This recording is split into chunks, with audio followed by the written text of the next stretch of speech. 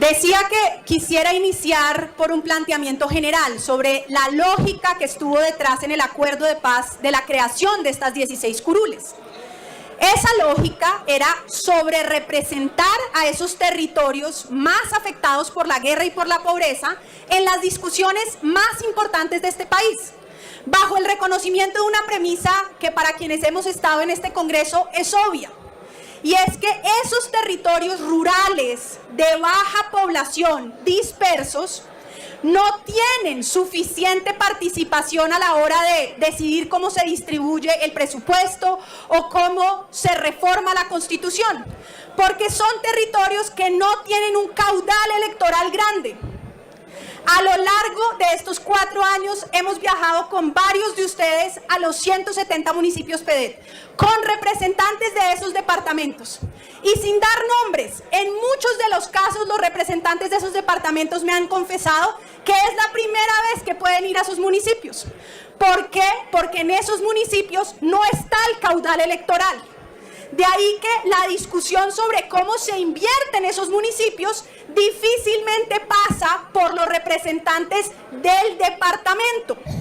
Por eso se crearon unos curules adicionales para sobrerepresentar esos territorios. Dicha esa lógica general, quisiera pasar a expresar por qué con varios compañeros hemos radicado 3 proposiciones, al artículo 1, al artículo 2 y un artículo nuevo. Lo primero es una conversación sobre si se debe escoger la distribución con base en cociente electoral, como planteó originalmente el proyecto y retoma la ponencia, o si debe ser por asignación directa. La lógica de cociente opera para nosotros en todos los partidos, porque la lógica es, si me va mejor como partido, saco más votos, saco más escaños, entonces debo tener mayor representación en cada comisión. Funciona incluso igual en el caso de comunes, que tienen 5 por destinación constitucional, pero si les iba muy bien en las elecciones, podían sacar muchas más curules. Entonces operaba la lógica de cociente. Los representantes de víctimas les puede ir tan bien como quieran ir. Pueden incluso sacar más votación que cualquiera de nosotros en las ciudades, que no van a ser más de 16. Ellos tienen ya un cupo fijo de 16. Con lo cual, aplicar la lógica de cociente no tiene mucho sentido, porque van a quedar ellos a libre disposición de cuántos votos saquen los otros partidos. En vez de establecer de manera transitoria por 2 periodos, ellos que son 16, que nunca van a variar, que tengan una asignación básica destinada de manera específica. Esto tiene un componente político muy importante. ¿Qué pasa cuando hay cociente? Y quienes hemos estado en el Congreso lo sabemos, que esto entra en lógica de quiénes son los compromisarios de cada partido y en una negociación. Por lo tanto, el día de mañana en esa negociación podrían las 16 curules no estar en comisión primera, no estar en comisión tercera, no estar en comisión cuarta, porque es con base en una negociación con el cociente. Eso violaría la lógica inicial del acuerdo de paz, que es garantizar la participación de esos territorios en esas discusiones. Entonces, un primer elemento es por qué creemos varios de nosotros que debe ser por asignación directa y no por cociente.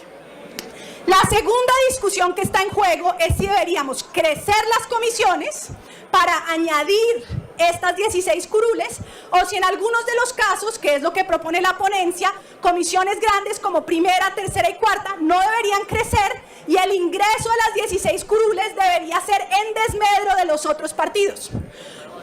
Quienes hemos firmado estas proposiciones creemos que eso es un error, que se debe ampliar transitoriamente cada una de las comisiones de manera proporcional, no solo porque por asignación directa tengan derecho, sino porque el día de mañana, en comisión primera, que es nuestro caso, si hay 38 y no se crece, ¿quiénes van a perder esas curules si por cociente entran 3?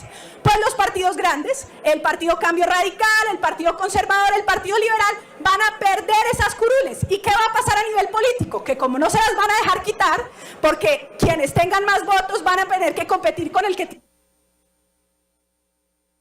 Continúe, representante. Gracias, presidente.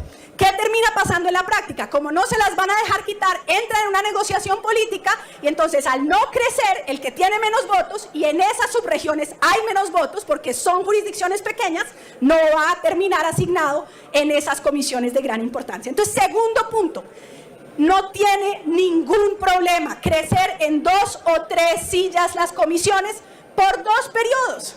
Es una medida transitoria que garantiza la participación de esos territorios en esas discusiones. Tercer argumento, y tiene que ver con algo que decía el representante Wills. Por supuesto que estamos ante una medida sui generis. Ellos en estricto sentido no son una bancada, aunque ya se expresaron públicamente diciendo que quieren actuar como bancada. Entonces varios aquí entran en la conversación y dicen, bueno, pero ¿cómo se la van a distribuir internamente? Pues igual que como nosotros cuando sucede en una conversación del partido de quién va a cada uno de los territorios. ¿Qué es lo que pasa? Que si no decimos que ellos actúan como bancada, va a aplicarse la realidad política. ¿Y cuál es la realidad política? Que algunos de esas 16 curules tienen afinidad, hay que decir la realidad, tienen afinidad con distintos partidos. El acto legislativo lo prohibía que tuvieran alianzas o que fueran formalmente inscritos. Pero la vida real es que en muchos de esos escenarios hay por lo menos cercanías. Entonces, ¿qué pasa si no decimos que actúan como bancada? Que cada partido, hablemos de todos los partidos, se cogen a su otra 2 o 3 representantes de esa curul, lo meten dentro de su cociente y el día de mañana, el que tiene un montón de votos, voy a hablar del 80.000, etcétera, dice, no, pero el que tiene prioridad para la comisión primera soy yo, porque yo tengo este caudal de votos versus los 1.000, 2.000, 3.000 votos del representante de esa subregión que tiene menos votos.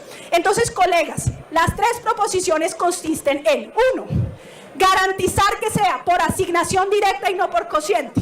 2, destinar de manera fija 2 a cada comisión, 1 adicional a comisión primera, porque ahí se discuten los temas de paz. Está en la ley quinta. Esa es la lógica de la...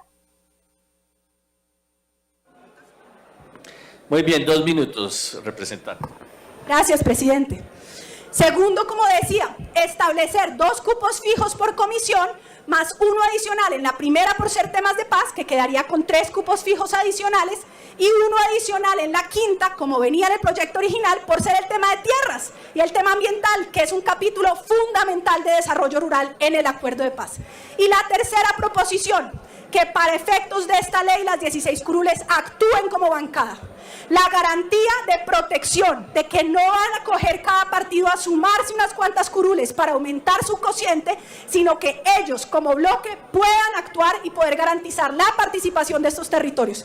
Bienvenida a la aprobación de la ponencia, pero si no garantizamos asignación directa, el día de mañana cada partido va a decidir que estas víctimas las van a poner donde les dé la gana y no donde tienen que estar, que es donde se discuten las discusiones más importantes en este Congreso. Cuando menos los temas de derechos fundamentales, cuando menos los temas económicos y temas ambientales. Gracias, presidente. Muy bien.